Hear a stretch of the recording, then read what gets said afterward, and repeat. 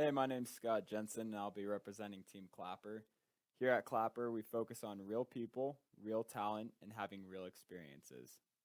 Throughout this video, I'm going to be discussing two groups, street performers and viewers, and we'll be diving into some of the pains that they experience and how we're going to be able to help solve them.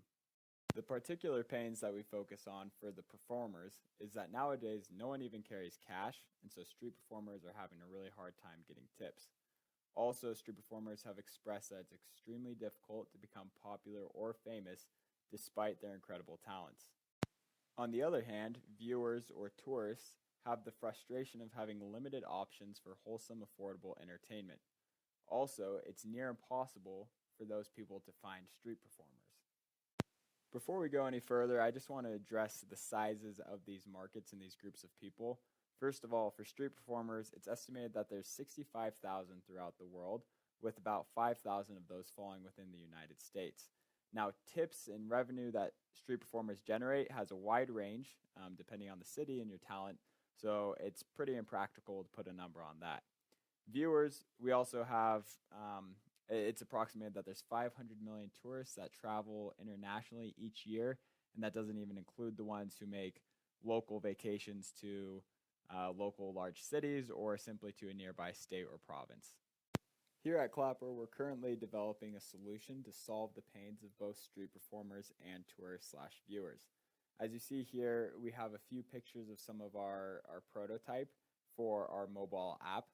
Now, this app acts as a platform similar to that of Airbnb and Uber in the fact that it's a two-sided platform. We have the side for street performers, and then we also have the side for tourists.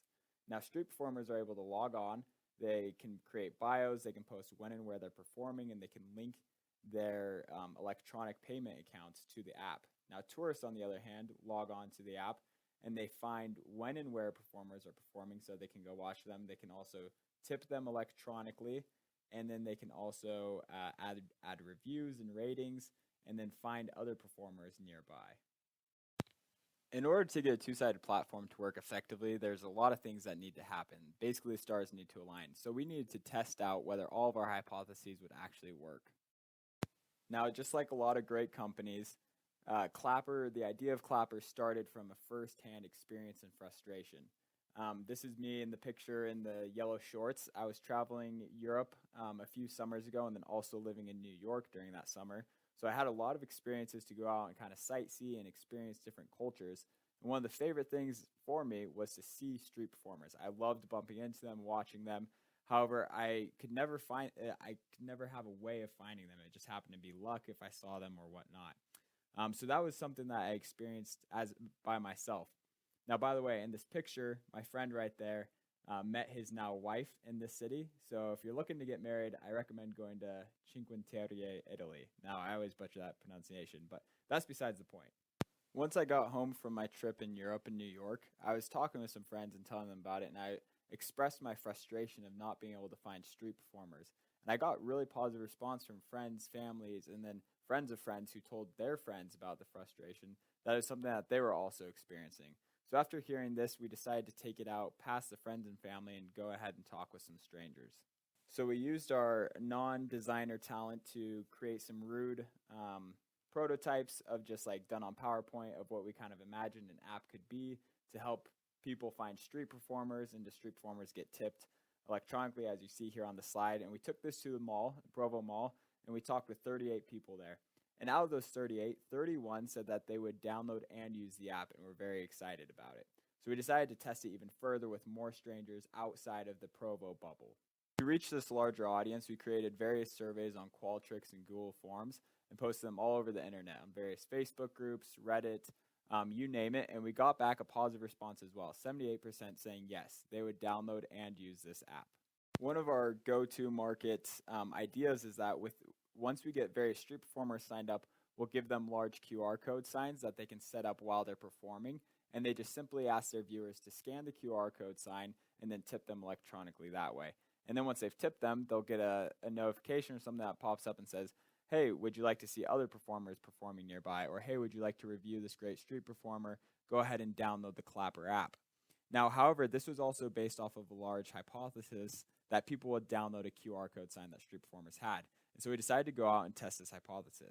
Ideally, to test this hypothesis, we would have road tripped down to Las Vegas and met up with some street performers there and set up a large sign. And once they performed, see if people would actually scan the QR code sign. However, due to COVID, there's no street performing going on in various cities. So we decided to take it upon ourselves and to actually try to become street performers ourselves. So that's Trevor and I in the gold and silver. And this is on the corner of Center Street in Provo. And we went out street performing for 2 hours. The first hour, we only had a cash tips bucket out there. And the second hour, we only had a QR code sign that would take people to our Venmo. Turns out that we got 3 times more tips through the Venmo payment, which validated that 1, people would scan a QR code sign, and 2, that they would tip electronically more than via cash. We have also simultaneously been validating street performer pains and potential solutions to the problem, and we've done it through various different tests, such as the $100 test and getting people to rate different features. And we've done it mainly through on-the-phone interviews and surveys online. We've talked with 24 street performers, and 71% said yes, that they would want to use the app and download it. The development of the app is currently on track to be done by June of 2021, so we're hitting our go-to-market strategy pretty heavily right now. One of the aspects being is that we're signing up performer ambassadors. We're getting large name performers to join the app. One of them such being is Lone Sound Ranger in San Francisco. He appeared on America's Got Talent. He's a well-known street performer, and he's really excited about the idea and really wants to help us out to get it rolling. We're working on partnering with tourism and travel agencies, and we're also going to be using social media influencers pretty heavily as well.